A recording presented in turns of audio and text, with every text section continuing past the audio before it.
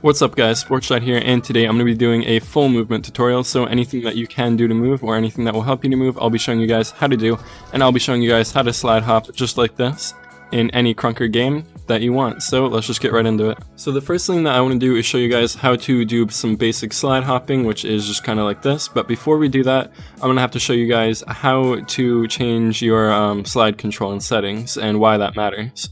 So if we go into settings here and just type in slide control, you're going to see this bar. Now this is essentially, so the way I would like to explain it is your movement is tied to your frames, like your frame rate in the game. Like I'm getting around 400 right now.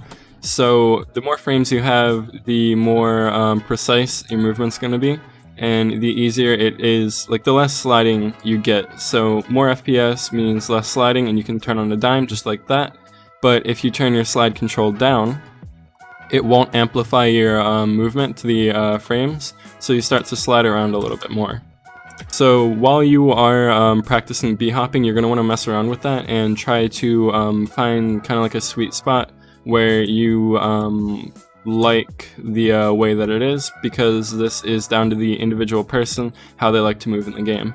But now that we have that out of the way, I'm going to show you guys now just how to slide hop. So you're going to want to, well, I have W as my forward key, shift as my crouch, and spacebar as my jump.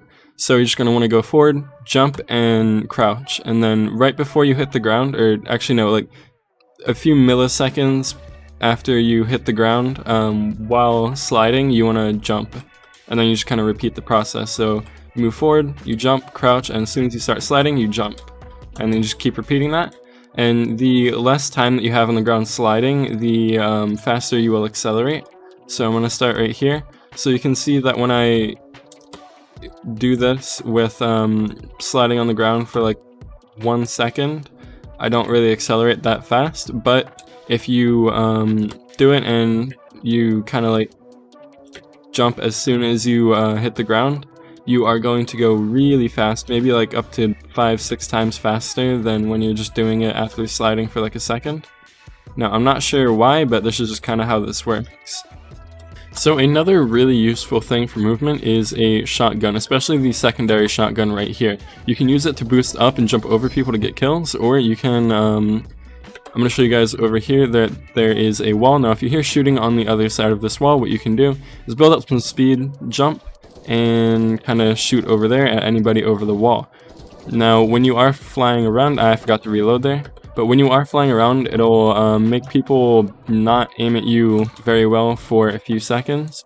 And I'm going to show you an example of that right here. So you can just kind of jump over people and laser them in the head. And I'm going to show you guys how to actually work with a shotgun. So it's actually not too difficult. All you have to do is jump and shoot at the same exact time, and you will actually get a really high jump boost.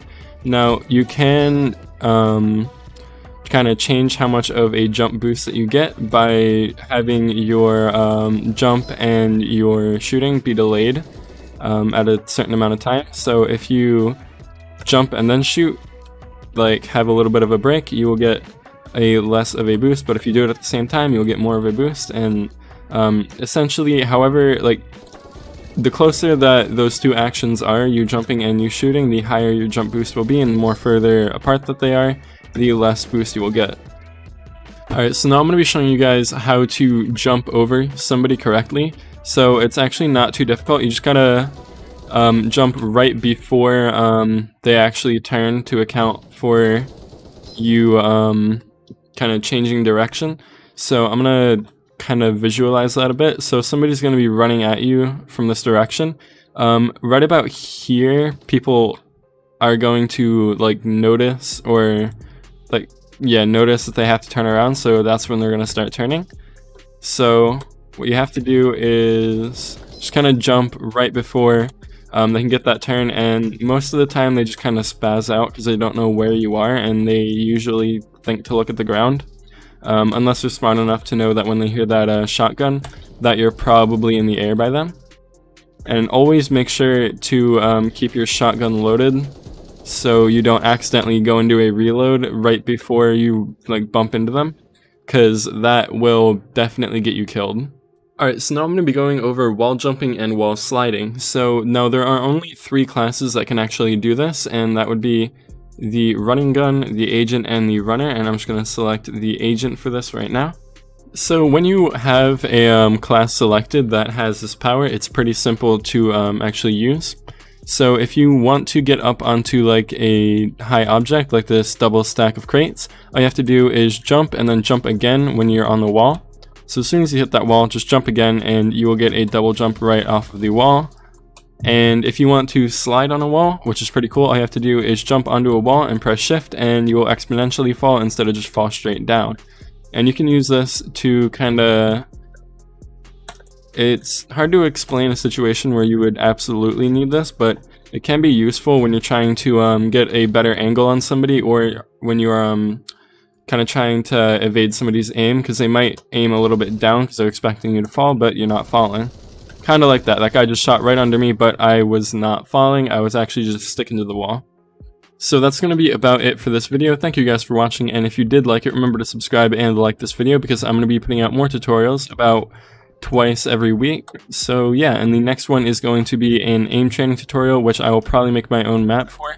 So if you guys want to watch that, remember to subscribe so you get notified when it comes out. Anyway, thanks for watching.